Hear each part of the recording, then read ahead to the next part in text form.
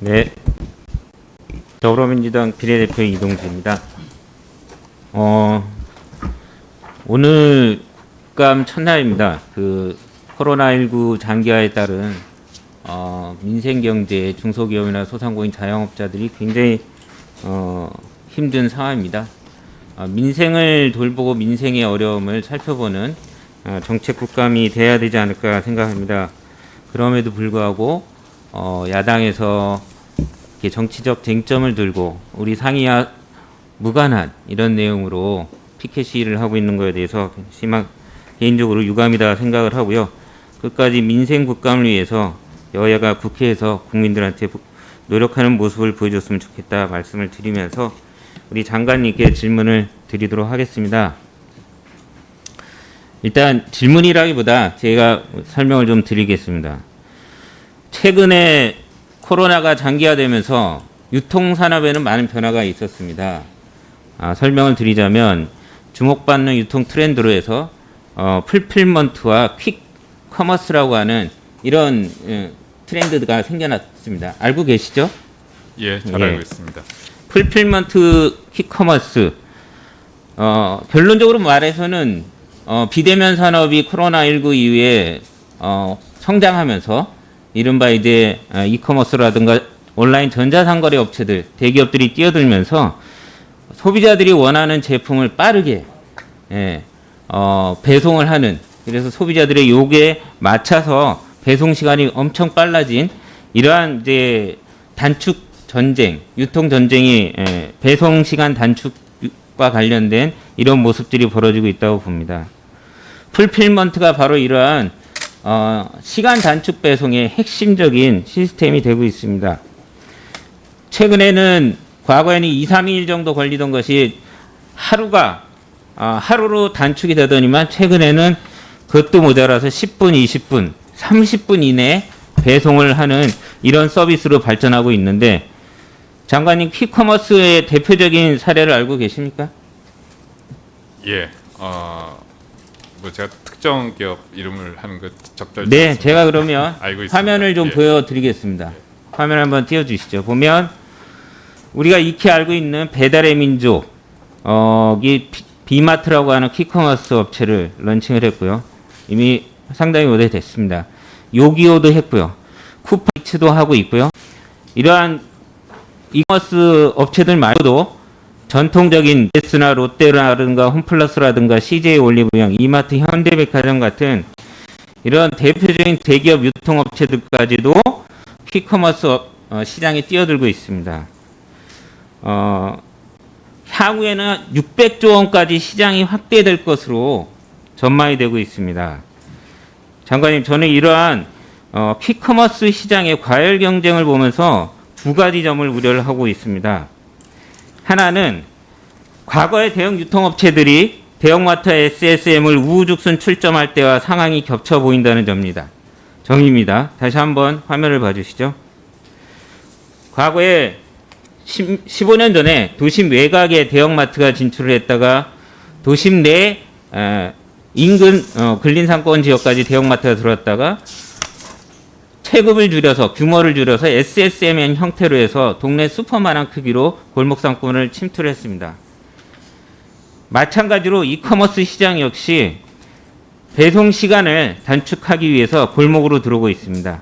도심 외곽의 대형 물류센터였다가 도심 주변에 그다음에 골목 상권에 마이크로 풀필먼트라고 해서 조그만 간판도 없고요. 실제 가보면 이게 정말 무슨 슈퍼인지 무슨 물류 창고인지 모르는 이런 형태로 해서 마이크로 풀필먼트 형태로 들어오고 있습니다. 결국 이렇게 과거 대형마트와 SSM이 일으켰던 골목 상권과의 갈등이 무한 반복되고 있다고 할 수 있습니다. 퀵커머스가 전자상거래 형태를 띠고 있지만 특정 권역에서 근거리 배송이라는 점에서 일반 기존에 진출해 있는 골목 상권의 소상공인 업종과 크게 다르지 않습니다. 세 번째 화면을 보시면 이게 방송에서 뉴스데스크에서 나왔던 겁니다. 동네 비마트와 쿠팡이츠 이런 기존 빅테크 업체들이 서비스하는 지역에서 골목 상권에서 마트를 하시는 분들이, 편의점을 하시는 분들이 피해를 호소하는 언론 보도가 여러 차례 나왔습니다. 이렇게 골목 상권에 침투하고 있는 이런 빅테크 업체들의 퀵커머스의 문제점 이어서 두 번째로 지적하고 싶은 것은 이들 간에도 과당 경쟁, 출혈 경쟁으로 많은 피해가 발생하게 될 것입니다. 결국은 그것은 물량, 품목, 배달료 경쟁으로 이르게 될 텐데요. 이러한 무한 경쟁과 과당 경쟁이 심해지면 결국은 그 시장 독점에 따른 여러 가지 수수료 문제라든가 이런 과다하게 발생하는 비용에 대해서 소비자한테 전가될 수밖에 없고 때로는 거기에 납품하는 납품업체들한테 전가될 수밖에 없습니다. 이렇게 유통산업이 비대면 산업에 따른 이런 퀵커머스 산업이 과당 경쟁으로 대기업 유통업체들이 뛰어들고 있는 마당에 우리 주무부처인 산업부에서 이런 마이크로 풀필먼트 시스템을 장착한 퀵커머스의 과당 경쟁에 대해서 기존의 골목 상권에 어떤 영향을 미치는지 그 영향과 그 문제점에 대해서 제대로 파악을 하고 있는지 한번 검토를 해봐야 되지 않을까 이런 생각을 드립니다. 과거에도 대형마트라든가 대형마트가 사이즈를 줄여서 SSM으로 들어오면서 골목 상권이 또 한번 초토화됐던 것처럼요. 이런 도심에 진출하고 있는 풀필먼트 센터, 퀵커머스 서비스 업체, 대기업 이런 온라인 전자상거래의 문제점에 대해서 어떻게 생각하시는지 이것이 골목 상권에 미치는 영향에 대해서 산업부가 적극적으로 나서서 영향도를 측정해보고 이에 대해서 유통법이든 이런 데 적절한 대응책을 세워야 되지 않을까 생각하는데 주무부처 장관님으로서 어떻게 생각하십니까? 예, 산업부는 유통산업의 건전한 발전을 할 수 있는 이제 정책 마련이 저희의 책무의 하나입니다. 말씀하신 대로 지금 온라인 유통이 코로나19 이후에 더욱 급속히 또 질적으로 양적으로 발전을 하고 있고 위원님 말씀하신 대로 그 골목 상권에 어떤 많은 피해를 주는 그런 점에 대해서는 어떤 상생의 방안을 마련해 나가는 것이 필요하다는 점에 동의를 합니다. 사실 산업부에서는 비슷한 문제 의식에서 지역의 중소 유통업체가 이런 풀필먼트를 활용할 수 있는 그런 시범 사업을 지금 추진을 하고 있습니다. 포항과 창원, 부천 이 세 곳에 내년까지 풀필먼트 센터를 마련을 해서 지역 상권이 활용할 수 있는 방안을 마련하고 있는데 나아가서 의원님께서 말씀하신 것처럼 이 온라인 상권의 퀵서머스나 이런 풀필먼트 사업의 확장이 어떤 영향을 주고 있는지에 대해서는 저희 산업부 차원에서도 어떤 현장 조사 또 이를 나아가서 어떤 합리적인 관리 방안을 찾을 수 있는 방안을 검토해 보도록 하겠습니다. 제가 부탁 말씀을 한 번만 부탁드리면요. 네.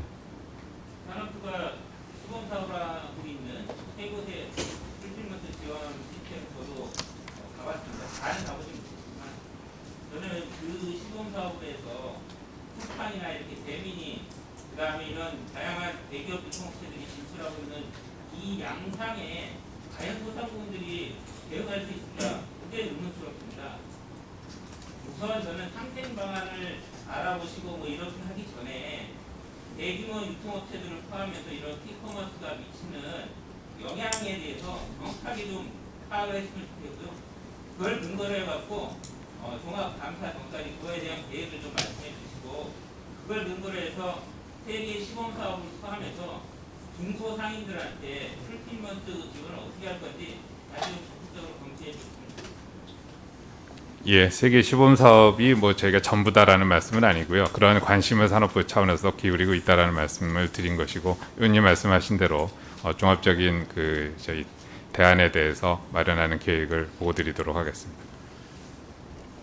네, 수고하셨습니다. 다음은 최승재 의원님 질의해 주시기 바랍니다.